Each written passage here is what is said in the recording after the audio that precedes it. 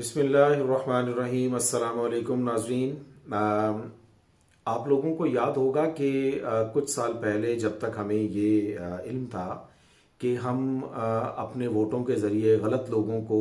मुंतखब करके पार्लियामेंट तक ले जाते हैं, उस वक्त हम ये चीज़ें डिस्कस किया करते थे अपनी महफिलों के अंदर कि क्योंकि इदारे अच्छे नहीं चल रहे तो हर इदारे का सरबराह कोई मुफीद इंसान होना चाहिए जो इदारे की नाइंसाफ़ियों को कंट्रोल करके अवाम को फ़ायदा पहुंचा सके। उसके बाद अब हम एक चीज़ ऑब्ज़र्व करते हैं कि हर इदारे में एक मुफीद आदमी जो है वो इदारे का सरबराह है और इदारों का तकरीबन बेड़ा गर्क हो चुका है। आज उन्हीं मुफीद लोगों की तरफ इशारा करते हुए नदीम अफजल चंद साहब ने माहर बुखारी साहबा के प्रोग्राम में बताया कि उन्हें उनके हल्का से नून लीग के उम्मीदवार को जितवाने के लिए बड़े पैमाने पर धांधली करके जाली वोट डाल के हराया गया या हरवाया गया।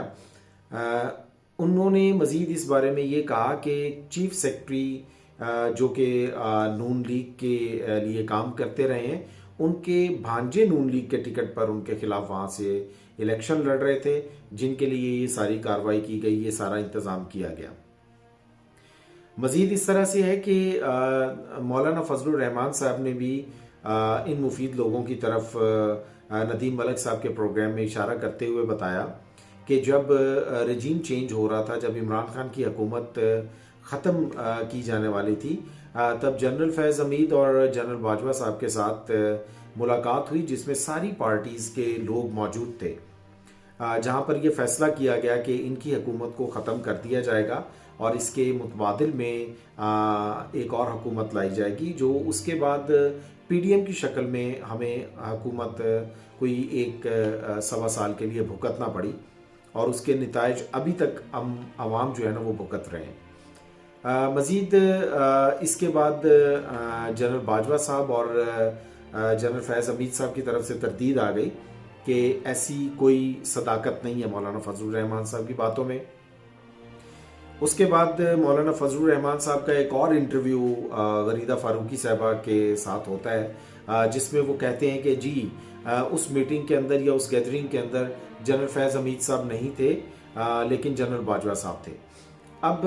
इन चीज़ों को देखकर जो है ना दो चीज़ें सामने आती हैं जिनके ऊपर शक हो रहा है अवाम को कि ये दो चीज़ें हो सकती हैं, या तो किसी एमरजेंसी की तरफ इशारा है या मार्शल लॉ की तरफ इशारा है, जिसकी वजह से मौलाना इस तरह के बयानात दे रहे हैं सोशल मीडिया के ऊपर, या ऐसा हो सकता है कि मौलाना फजलुर रहमान साहब को बहुत गम और रंज है कि उनकी पार्टी एक या दो से ज़्यादा सीटें नहीं जीत सकी है, तो वो कोई कलीदी किरदार अदा नहीं कर सकेंगे आने वाली हुकूमत में, शायद ये भी हो सकता है। मौलाना फजलुर रहमान साहब के इस तरह के बयान के बाद मुझे एक लतीफ़ा याद आ गया। एक गांव के सरदार एक मर्तबा अपने 3 दोस्तों के साथ मुफ्त में मूवी देखने का प्रोग्राम बनाते हैं और वो सिनेमा हॉल चले जाते हैं। उनके सरदार साहब के जो 3 साथी हैं ना, सरदार साहब के 3 साथी तो टिकट चेकर से अपनी नज़रें बचाने के बाद जो है ना वो हॉल में दाखिल हो जाते हैं, लेकिन सरदार साहब खुद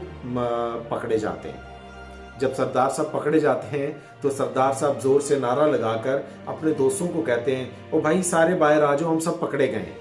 तो यही सूरत हाल कुछ यहाँ पर भी चल रही है। अपना और अपनी फैमिली का बहुत ज़्यादा ख्याल रखें। अल्लाह निगहबान।